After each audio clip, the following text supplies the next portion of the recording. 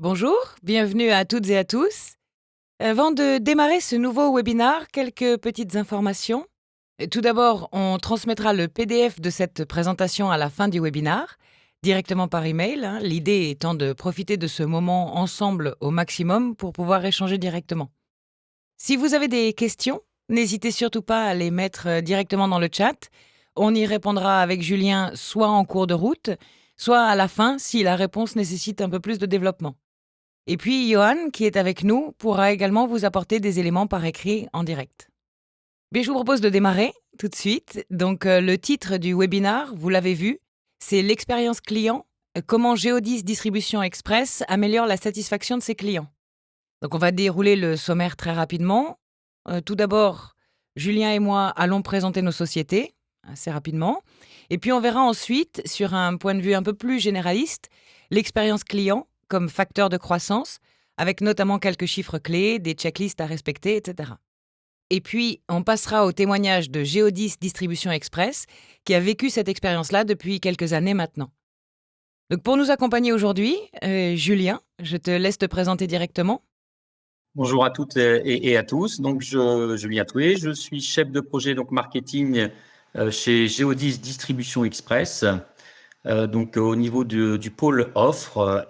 Donc, j'ai notamment en charge l'offre on demand qui permet au destinataire de programmer sa livraison, donc de programmer un rendez-vous. Voilà. Et donc, je vous évoqué tout à l'heure, vous parlez un petit peu donc de cette offre à travers les enquêtes de satisfaction.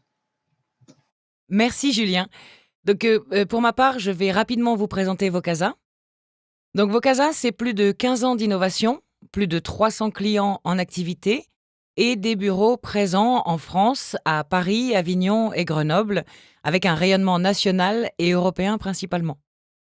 On commercialise une suite logicielle dédiée à l'expérience client qui permet à la fois de faire des enquêtes, de mesurer la satisfaction, de piloter l'amélioration continue, et c'est en grande partie ce qu'on verra aujourd'hui, et également des outils qui permettent de faciliter l'adhésion des équipes, avec différents types de livrables dont on parlera également tout à l'heure. Julien, je te laisse présenter Geodis. Donc, le Geodis Distribution Express donc, fait partie du groupe Geodis qui est présent à peu près dans le monde, dans 120 pays, avec 40 000 collaborateurs. Et donc, la ligne de métier à laquelle j'appartiens, donc Distribution Express, est expert de la livraison dite du dernier kilomètre. Alors, en fait, nous sommes le dernier maillon de la chaîne. C'est nous qui livrons le destinataire final. Nous avons une organisation en région sur le territoire national à travers 115 agence, 10 000 collaborateurs. Nous livrons pour un peu plus de 60 000 clients, des entreprises de toute taille, de tout secteur d'activité. Un point également important, c'est que nous avons donc des services de relations clients, nous en avons 98, donc qui sont répartis dans l'ensemble de nos agences et ça représente à peu près donc 600 collaborateurs. Parfait. Merci Julien. Bon, après, je pense que tout le monde a déjà vu passer des camions Géodis plus d'une fois devant chez soi. Parce que notamment, pendant le confinement, Géodis a été très utile dans cette période un peu difficile pour tout le monde. C'est vrai. Alors, on va maintenant parler un peu d'expérience client, notamment à travers quelques chiffres qui nous semblaient importants de partager avec vous. Donc, ce sont des chiffres qui viennent de la littérature. Hein, c'est tout d'abord une étude de Walker, qui est un spécialiste, qui en 2015 avait prévu qu'en 2020, donc cette année, l'expérience client dépasserait le prix et le produit en tant que principal facteur différenciant des marques. Et c'est le cas. On le constate de plus en plus en dialoguant avec nos clients. Hein, le prix, ça reste un élément important. Le produit reste un élément important. Mais aujourd'hui, ce ne sont plus des éléments qui permettent de se différencier vis-à-vis de ses concurrents. Et donc, du coup, la mesure de cette expérience client est devenue une nécessité dans tous les secteurs. Historiquement, il y a certains secteurs qui, évidemment, étaient à la proue de tout ça. Hein, tout ce qui est le secteur du tourisme, bien sûr, les web marchands, les livraisons également. Et aujourd'hui, ce sont vraiment tous les secteurs qui sont concernés par cette mesure. Et ça a été confirmé par ce qu'on appelle maintenant l'économie de l'expérience. Hein, les clients, aujourd'hui, valorisent plus l'expérience que le produit en lui-même. C'est évidemment très vrai dans les produits qui sont aussi des services, hein, comme on le verra pour Geodis. Quelques chiffres donc. 84% des entreprises qui s'emploient à améliorer leur expérience client constatent une amélioration de leur chiffre d'affaires. Donc il y a une réelle corrélation entre chiffre d'affaires et expérience client. 97% des dirigeants d'entreprise estiment que la satisfaction client est la clé du succès de leur entreprise. Donc il n'y a pas que les Américains qui pensent ça, c'est vraiment le cas chez tous les grands dirigeants. 82% des Français se fient à l'expérience vécue avec la marque avant d'acheter un produit. On va généralement aller voir des avis sur Internet, des résultats d'enquête, pour se faire un avis sur la marque, sur un produit et sur la qualité d'un service. 80% des centres de contact ont comme objectif stratégique numéro 1 l'amélioration de l'expérience client en 2020. Et ça aussi, c'est pas neutre. Et enfin, 87% des Français sont prêts à recommander la marque après avoir vécu une bonne expérience avec elle. Ça veut dire que non seulement ils sont contents, mais ils sont prêts à en parler et à en faire de la promotion. Donc les fameuses notions de Net Promoter Score sur lesquelles on reviendra également. Le Customer Experience, si on devait en donner une brève définition, donc vous le verrez dans le PowerPoint qui vous sera transmis, vous aurez accès directement à la définition, mais le Customer Experience, ça désigne l'ensemble des émotions et des sentiments qui vont être ressentis par un client avant, pendant et après l'acte d'achat d'un produit ou d'un service. C'est vraiment le résultat de l'ensemble des interactions qu'un client peut avoir avec vous en tant que marque, en tant qu'entreprise. C'est en partant de ce constat que l'on va définir, du coup, le ou les parcours clients. On reviendra sur cette notion-là avec Julien et Géodis notamment. Les points dits aussi comme irritants, ainsi que ce qu'on appelle les enchantements. Pour les voir, pour les comprendre et pour les manager aussi, il faut être capable de les mesurer. Et donc, on va avoir des chiffres et des KPI qui seront reliés à tout ça. Il y a également dans les théories la pièce qu'on appelle la pyramide de l'expérience client, qui a été définie. Je vais la passer. Donc, c'est construit comme la pyramide de Maslow, pour ceux qui connaissent, j'imagine une grande partie d'entre vous. Ça va des besoins les plus primaires aux besoins qui sont vraiment au sommet de la pyramide. Donc, tout d'abord, on va avoir le fait de diffuser du contenu et des informations qui sont consultables, résoudre les problèmes rencontrés par vos consommateurs, répondre aux besoins clients. Et ça, je dirais, c'est ce que toute entreprise, par nature, essaye de faire. On y arrive plus ou moins bien, mais en tout cas, on essaye tous de faire à minima ça.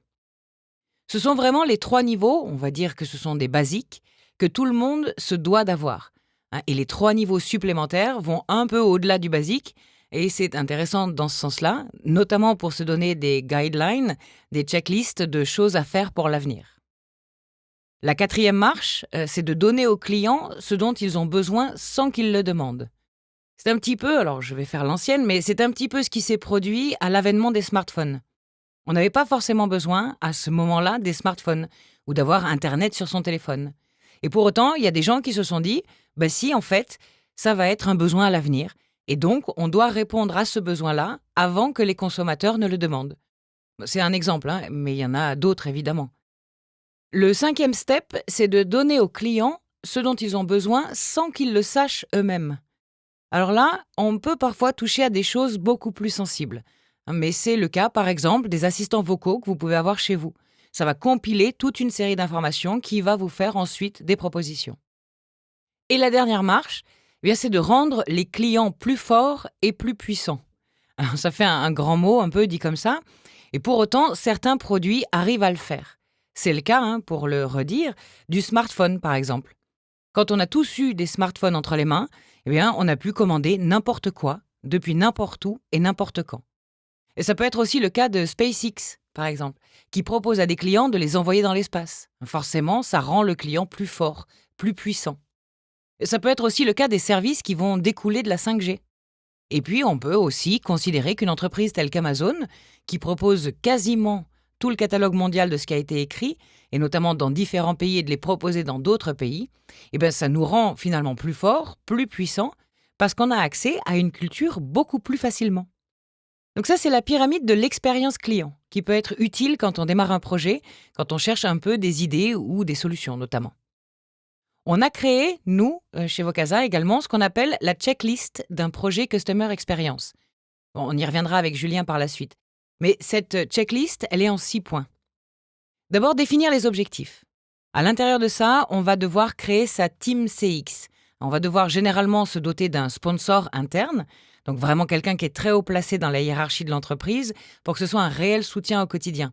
parce que sinon on sait que ça ne fonctionne pas bien, sans un grand support interne. Ensuite, vérifier les ressources disponibles. Quelles sont déjà les datas qu'on a, humaines, et puis les données financières que l'on aurait qui pourraient être utiles. Et commencer à réfléchir à ces KPI, donc les indicateurs clés de performance auxquels on peut déjà penser. Le deuxième élément de ce point, c'est de définir le périmètre avec un atelier qu'on appelle un design thinking. On va définir le parcours client ou les endroits d'un parcours client où vous souhaitez intervenir, puisque certains parcours clients sont... Le parcours client de Geodis, par exemple, est plus complexe que le parcours client dans une structure comme Vocasa. Le parcours client d'Airbus est encore plus compliqué forcément, parce que ça implique beaucoup de choses, des fournisseurs, des clients, etc. C'est beaucoup plus complexe. Donc à cette étape-là, on va définir les KPI principaux que l'on veut faire remonter. On va définir aussi les enquêtes que l'on souhaite faire, les modes de collecte également, parce qu'une enquête, ça peut se faire par email, par téléphone, par SMS, par les trois en même temps, sur un site internet directement, en envoyant des choses par WhatsApp, etc. On peut imaginer plein de sources de données, en face à face également, pourquoi pas. Et on va définir les cibles et l'échelle géographique du projet. Est-ce que ça vaut le coup d'interroger tous ces clients, ou juste les clients qui ont eu le droit à cette interaction? Est-ce qu'on va le faire en France, en Europe? Est-ce qu'on va prendre des agences clés pour lancer un POC sur le projet? Ça, ce sont des choses qui sont à définir à cette étape-là. Ensuite, on va définir la mesure, donc la collecte de l'information notamment. Est-ce qu'on souhaite faire, par exemple, une analyse des émotions, une analyse sur les verbatims, sur les questions ouvertes? Et qu'est-ce qu'on va mettre dans ces tableaux de bord? Et comment donner du sens à ces données? C'est-à-dire comment est-ce qu'on va choisir d'interpréter les données? Pourquoi? Avec quelles notions? Etc. À la suite de ça, on devra définir ce que l'on veut mettre en place comme action qui viennent plus tard, parce que très souvent, pour se poser ces questions-là, il faut déjà avoir collecté des données. Et là, ça va être par exemple, comment je choisis de traiter l'insatisfaction? Ça, c'est très bien de se poser la question quand on a commencé à collecter des données. Parce que traiter l'insatisfaction, si on a 5000 clients insatisfaits, ce n'est pas la même chose que si on en a juste 50. Il ne faut pas mettre en face les mêmes équipes forcément. Et donc le staffing n'est pas du tout le même. On va également pouvoir lancer les actions terrain pour transformer les expériences. Donc ça, Julien nous en parlera. Comment tout ça peut se décliner jusqu'aux agences, par exemple de Geodis. Comment convertir les promoteurs en ambassadeurs? C'est-à-dire, qu'est-ce qu'on fait pour réellement les activer? Et pourquoi pas aussi utiliser des outils d'avis client pour mixer tout ça avec les données d'enquête. Donc on va se poser la question de comment viser l'amélioration. Donc instaurer des comités de suivi, trouver les leviers pour les KPI, accompagner les équipes, et donc le tout pour installer, instaurer et mettre en place une culture client directement chez vous. Donc être capable de la porter, cette culture, de diffuser les rapports jusqu'aux opérationnels.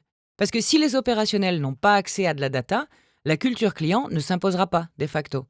Il s'agit d'ériger vraiment en socle ce qui s'appelle la symétrie des attentions, qui est portée par des grandes entités en France, qui est très très importante. C'est-à-dire comment on implique le collaborateur et comment on fait pour qu'un collaborateur soit évidemment intéressé à ce que la satisfaction des clients s'améliore au quotidien. Pour reprendre un grand adage sur le sujet, sur l'importance de la mesure, ce que l'on ne peut pas mesurer, on ne peut tout simplement pas le manager. Et donc vouloir manager des équipes par la satisfaction client sans la mesurer, c'est tout simplement impossible. On va voir le témoignage de Geodis Distribution Express à ce sujet-là. Et tout d'abord, Julien, la question que nous posent finalement tous nos clients et nos prospects dès le début, c'est pourquoi faire des enquêtes? Alors, en fait, je vais reprendre la tâche que tu viens de citer d'une manière un petit peu différente. C'est qu'on ne peut améliorer que ce que l'on mesure.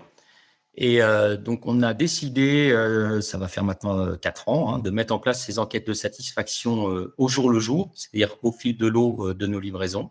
Il y avait déjà auparavant des enquêtes de satisfaction, mais qui étaient plus type one-shot, où on interrogeait donc les destinataires 2 à 3 fois par an. Mais donc, on a décidé il y a 4 ans de mettre en place ces enquêtes de satisfaction pour vraiment mesurer la satisfaction des clients, de nos clients. Puisque, comme je vous le disais tout à l'heure, nous livrons le destinataire final, mais les clients de Geodis, ce sont les enseignes pour lesquelles nous livrons, les Amazon, les Leroy Merlin, Decathlon, Maison du Monde ou autres. Et donc, il est important pour ces clients-là, mais également donc pour nous, de bien mesurer la satisfaction du destinataire final. Nous sommes le dernier maillon de la chaîne. En fait, c'est nous qui livrons et qui remettons en main propre le colis qui a été commandé par le destinataire. Et à ce titre, la façon dont la livraison va se passer va impacter tout l'acte d'achat qui aura été fait au préalable. Donc ça, c'est très très important. Et donc on a décidé donc de mettre en place ces enquêtes de satisfaction au fil de l'eau tous les jours. Donc maintenant il y a à peu près 4 ans. Pourquoi faire ces enquêtes? Toujours dans le but de s'améliorer. On est dans la recherche de l'amélioration, donc tant au niveau de l'offre, savoir s'il y a des adaptations qui sont à faire, mais également partager des éléments de réponse, soit quantitatifs, soit qualitatifs à travers des verbatims de destinataires auprès du réseau, donc agences ou au niveau régional. Et puis enfin, pour valoriser notre offre auprès de nos clients, et justement leur montrer dans quelle démarche on s'inscrit et avec eux pour le compte aussi de leurs clients. Donc ça, c'était très très très très important. C'est les principales motivations. D'accord. Alors pour poursuivre un peu la checklist qu'on a vue tout à l'heure, du coup, quels étaient les objectifs au démarrage du projet pour Géodis? Alors, ce qu'on voulait pouvoir mesurer et collecter, c'était donc avoir un ressenti qui soit le plus exhaustif possible, donc le ressenti de nos destinataires. Donc, le meilleur moyen de l'avoir, c'était de les interroger directement. Après, il fallait également qu'on puisse avoir une vision un petit peu objective de leurs différents motifs de satisfaction et d'insatisfaction, et ce, afin de les croiser, de corroborer, d'enrichir des remontées que l'on pouvait avoir par d'autres biais, des remontées directes de la part de nos clients, donc des enseignes, hein, qui pouvaient nous faire part de suggestions, de remontées de leurs clients finaux. Donc, c'était bien aussi, nous, de pouvoir croiser ces données avec donc de l'information que l'on collectait directement. Et puis, tu l'as évoqué tout à l'heure, engranger de la data et des données qualitatives pour légitimer des projets liés à l'offre ou pas d'ailleurs, mais des plans d'action qui sont mis en place au sein du réseau. Le fait d'avoir cette vision du destinataire et donc du client final, voilà, ça peut apporter de l'eau au moulin de certains projets et avoir un autre éclairage que l'on n'avait pas auparavant. Mmh.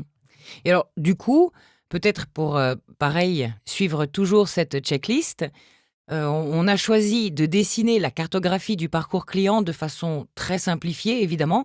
On sait qu'il y a beaucoup plus d'étapes, forcément. L'idée, c'était d'avoir une vision assez synthétique du parcours client de l'offre on demand de Géodis. Donc en fait, en première étape, on a le consommateur final, donc l'internaute qui va passer une commande sur un site web.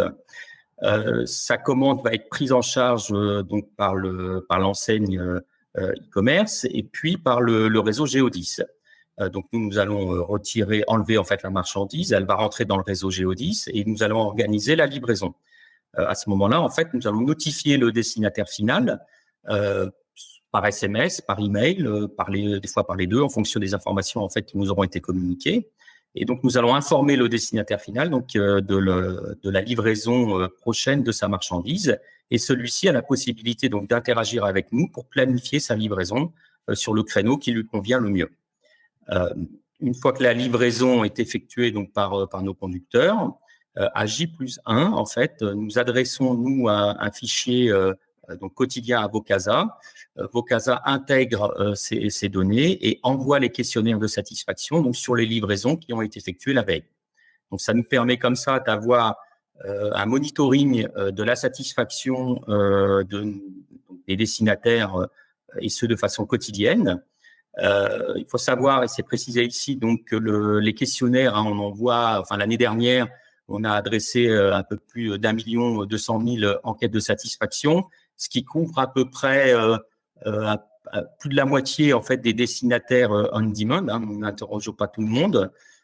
Et donc ça se fait en fonction d'une règle d'échantillonnage qui a été travaillée avec Vocasa pour que ce soit en fait le plus représentatif de l'activité d'un point de vue géographique de l'activité géodiciaire. Des régions où on livre plus que d'autres. Donc l'idée c'était d'interroger davantage aussi les destinataires qui habitent dans les régions où notre activité est un petit peu plus importante. Et puis derrière, donc il y a l'envoi donc des enquêtes de satisfaction et derrière donc il y a la collecte des données, le monitoring comme je le disais tout à l'heure, et la création et la diffusion donc de tableaux de bord mensuels de façon ponctuelle pour répondre à une demande, travailler sur un projet en particulier. Avec les données qui se mettent à jour en continu. En temps réel, c'est ça, en effet. Donc, pour préciser aux personnes qui nous écoutent, une fois que le questionnaire est adressé, et que le répondant donc répond au questionnaire, les données sont saisies et ça vient mettre à jour automatiquement et donc en temps réel les indicateurs auxquels moi j'ai accès. Voilà, donc on a vraiment une vision à un instant T et à n'importe quel instant de la satisfaction sur les jours qui viennent de s'écouler ou sur une période un petit peu plus large. Alors, ça va nous permettre de voir quelques exemples de livrables que je te laisse commenter directement. Oui.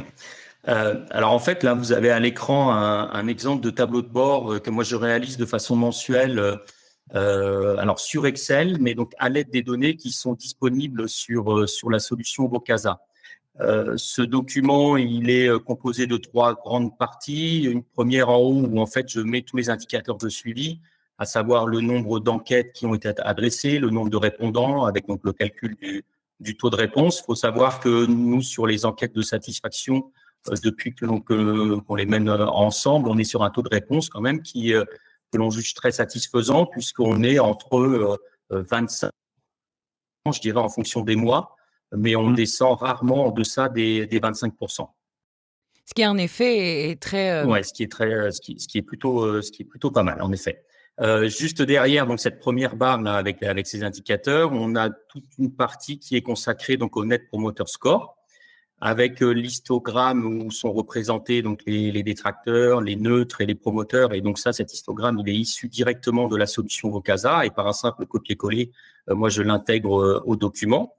À la droite de cet histogramme, en fait, j'ai souhaité faire une représentation cartographique des différents NPS, donc le nombre de réponses NPS pour chacune des régions de livraison.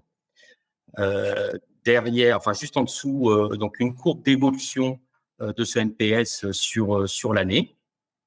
Et puis dans la partie basse du document, un histogramme en fait qui est composé donc à chaque fois de deux données, puisque faut savoir au niveau de Geodis, on a 2 modes de livraison de nos colis. Un mode de livraison dit express, donc qui est très rapide le lendemain, et un autre dit donc en messagerie qui lui est un petit peu plus long. Et donc ça nous permet de comparer sur cet histogramme. On pose une question en fait à nos destinataires, à savoir les axes d'amélioration. Voilà, de pouvoir comparer les items, les réponses pour chacun des items entre l'express et la messagerie. Et sur la dernière partie du document, donc là, il n'y a que les chiffres qui apparaissent. J'ai masqué volontairement les logos, mais en fait, je fais apparaître des NPS donc de quelques clients de Geodis. Et ce qu'on peut voir juste sur la feuille qui est en arrière-plan, parce que j'indiquais le NPS par agence, c'est que là, on peut rentrer de façon détaillée, pareil, par un simple copier-coller, en fait, des données qui sont disponibles sur la solution. Je copie-colle le tableau. En fait, on a le NPS et le nombre de répondants pour chacune des agences de livraison. Donc là, pas réel d'intérêt de le mettre sous forme de graphe ou autre, ce serait pas du tout lisible. Et donc là, voilà, on l'a laissé sous forme d'un grand tableau. Ouais. Et ce qu'on dit souvent, d'ailleurs, c'est que dès que ça déborde d'un certain nombre de données, vaut parfois mieux un bon tableau qu'un mauvais graphique, c'est certain. Ah, tout à fait. Et donc, ce type de livrable-là, qui est une sorte de tableau de bord donc mensuel, que moi, je diffuse au niveau des équipes de région, au niveau de la direction, je suis amené à le décliner des fois, ou à le ressortir, en fait, pour un client donné ou pour une région. Voilà, ça se retravaille après. Savoir qu'en fait, il y a différents niveaux de lecture sur la solution Vocasa. Soit on prend l'ensemble des livraisons au niveau national, mais je ne peux me focaliser que sur une région, sur une agence, pour un client particulier. Voilà. Donc, c'est assez souple. Et en fait, on peut manier la data de différentes façons. Alors, ça va nous permettre de discuter de quelques grands chiffres également. On l'a vu, c'est un projet qui a été lancé en 2017. Donc, depuis ce moment-là, il y a plus de 3 millions d'emails qui ont été envoyés, plus de 850 000 réponses qui ont été collectées, avec un taux de retour, en effet, en moyenne à 27%. Donc, des mois où ça répond plus que d'autres, parce qu'il y a une saisonnalité qui reste importante sur cette activité-là. Et puis, c'est très intéressant également de voir l'évolution du Net Promoter Score depuis le début. Il est parti de 23,3, ce qui est déjà en France un très bon Net Promoter Score. Je dis en France parce qu'en effet, les anglo-saxons et les latins notent de façon différente. Et on voit qu'il n'a cessé de progresser au fur et à mesure du temps pour atteindre de très bons chiffres cette année. Bon, le confinement a aussi aidé, en partie, pour ces très bons chiffres. En tout cas, c'est ce qui a été constaté dans les équipes Géodis Distribution Express. Mais ça fait une très belle augmentation avec 22 points d'augmentation en 4 ans. Ouais, juste une précision, oui, par rapport à ça. C'est vrai que donc, le NPS, là, on voit 22 points, donc c'est une belle croissance. Et c'est vrai que on a pu constater, là, pendant la période de confinement, donc sur les mois, notamment, et principalement de mars-avril, des NPS qui ont atteint un niveau chez nous qu'on n'avait jamais atteint au préalable, hein. On était sur des NPS de 60. Et c'était justement intéressant de rentrer dans l'analyse des verbatims et de suivre aussi cette satisfaction dans ce contexte un petit peu particulier pour pouvoir voilà aussi comprendre comment ça fonctionnait. On s'est rendu compte donc que les personnes étaient à leur domicile euh, plus longtemps, voilà, plusieurs jours de la semaine, et donc ça facilitait aussi les livraisons. Il y avait vraiment un réel sentiment aussi de satisfaction de pouvoir être livré dans un contexte un peu particulier, un peu anxiogène. Quand les personnes commander des biens, d'être livrés en temps et en heure, ça leur apportait le sourire, et donc ça, c'était important aussi de pouvoir analyser ces données à chaque fois dans des contextes un petit peu particuliers. Alors, du coup, ça va nous permettre d'aller sur le point suivant. Comment ces données-là, et finalement, on a vu que ça permet de s'améliorer très clairement, mais justement, comment elles vous ont permis de vous améliorer? Qu'est-ce que vous avez fait chez Géodis Distribution Express pour ça? Alors, trois axes. On fait des petits ajustements au niveau de l'offre. On travaille avec les régions et les agences. Et comme je le disais tout à l'heure, donc ça vient étayer des actions qui sont un peu plus transverses. Pour illustrer mes propos, on se rend compte qu'un des motifs d'insatisfaction auprès des destinataires, ça va être d'avoir un créneau de livraison qui va être trop large. Personne n'a envie de bloquer sa journée pour être livré. Donc là, derrière, nous, on travaille à réduire au maximum ces créneaux de livraison. C'est important pour nous de collecter de la data et des verbatims pour aussi vendre ces projets en interne et essayer de faire bouger les lignes. Autre exemple également, ça a été, et là pour valoriser, je dirais, au sein du réseau, des bonnes pratiques. Par exemple, l'appel du conducteur au destinataire, c'est quelque chose qui a été mis en place il y a quelques mois, et on capitalise là-dessus puisqu'on a des destinataires, voilà, qui répondent à l'enquête, qui nous disent super, voilà, j'ai été prévenu avant le passage du conducteur, il m'a appelé. Donc ça, ce sont des bonnes pratiques et des remontées que l'on fait remonter aux agences qui, lors de leur briefing auprès des équipes de conducteurs, voilà, mettent en avant ce ressenti positif de la part des destinataires. C'est des choses qu'ils n'ont pas forcément en tête quand on leur explique qu'il faut le faire. Donc, ça vient légitimer des actions qui sont mises en place en agence. Et c'est un tout. Ce sont ces petites touches, soit au niveau de l'offre, soit au niveau de la prestation et du comportement vis-à-vis du destinataire qui font que on gagne en satisfaction client. Oui, c'est clair. Ce petit appel permet d'engranger une bien plus grande satisfaction. Et je dis ça pour le vivre aussi en tant que client. Alors du coup, quels sont les apports d'une solution comme Vocasa selon toi? Alors, moi, Vocasa, quand on a commencé à travailler ensemble, en fait, on travaille avec un chef de projet qui nous est dédié. Et donc, moi, ce que j'ai apprécié dans la mise en place des enquêtes et dans le suivi de celles-ci, c'est qu'il y a un réel accompagnement de la part du chef de projet, une écoute. Il sait être à la fois souple et réactif, c'est-à-dire qu'en fait, on va pas bâtir le questionnaire comme ça en one shot, hein. On a testé, on est revenu sur des questions, on a retravaillé ensemble aussi certains points ou l'ordre de certaines questions afin, puisqu'on avait étudié en fait voir s'il y avait des abandons dans les réponses au questionnaire, donc pour essayer de maximiser le taux de réponse, on a fait les ajustements nécessaires ensemble.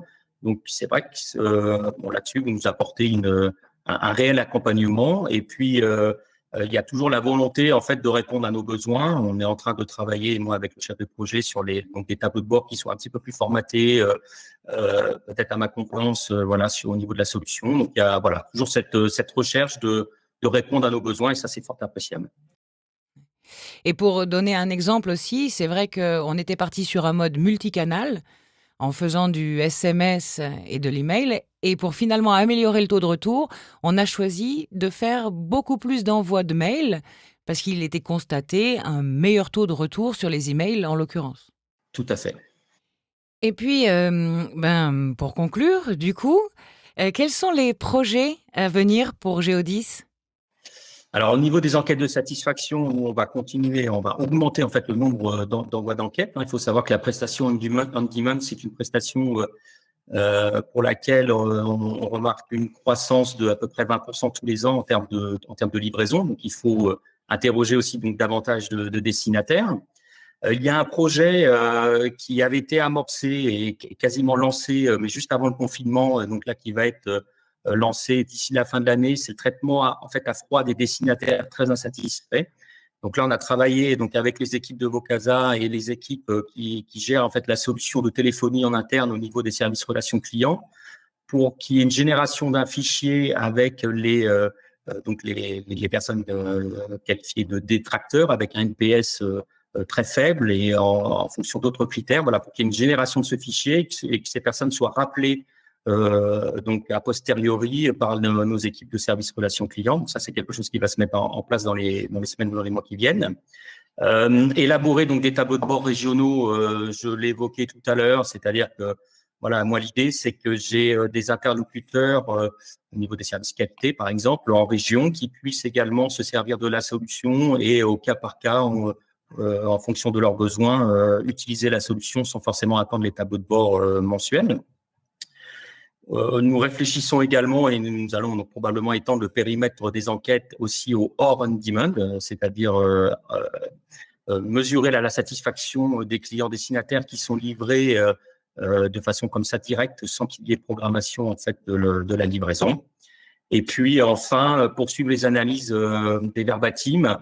Ça, ce sont des choses que l'on a déjà effectuées de façon ponctuelle là ces 2 dernières années. Faire mouliner tous les verbatims, puisque pour peut-être faire émerger des items, notamment au niveau des axes d'amélioration, on les regarde régulièrement, hein, mais quand il y a un item qui revient assez souvent, on va le retravailler, mais c'est vrai que des fois, il y a des items voilà, qui ne sont pas comme ça proposés dans les questions dites fermées, et il faut vraiment creuser les réponses des destinataires pour faire émerger voilà, de nouvelles idées. Donc ça, ce sont des choses aussi que nous faisons voilà, ponctuellement dans l'année. On fait appel aux équipes Vocasa pour cela. En effet. Donc merci beaucoup pour tous ces éléments, Julien. Je vais aller voir un petit peu s'il y a des questions. Mais tout d'abord, j'espère que ce webinaire vous aura été utile quant à l'organisation possible d'un projet, hein. C'est vraiment intéressant de se projeter aussi sur un vrai client que beaucoup d'entre vous connaissent forcément en ayant vu au moins les camions. Alors, il y avait des demandes pour des formations data analyst. Alors oui, il y a effectivement des sujets qu'on propose chez Vocasa, soit en direct, soit avec des partenaires. Et donc ça, on pourra en discuter, Brigitte. Je ne vois pas de questions particulières. Alors, est-ce que c'est parce que nous avons été très très clairs et du coup, ça doit être ça? Sûrement. Bon, de toute façon, comme je vous disais, on transmettra donc aux participants le support de ce webinaire. Hein, vous aurez directement également nos coordonnées et puis ça nous permettra peut-être de rééchanger par la suite, notamment si les questions vous viennent plus tard, hein. N'hésitez pas à ce moment-là à nous solliciter. On se fera un plaisir de vous répondre avec les équipes de Vocasa ou avec Julien directement. Donc, il ne me reste plus qu'à remercier Julien, justement, pour le temps que tu as bien voulu consacrer à ce webinaire et à sa préparation. J'espère qu'il aura pu vous être utile à tous. Et puis, on se tient à votre disposition pour la suite. N'hésitez pas à vous inscrire à nos futurs webinaires. Merci encore, Julien. Bonne fin de journée à tous. Au revoir. Au revoir.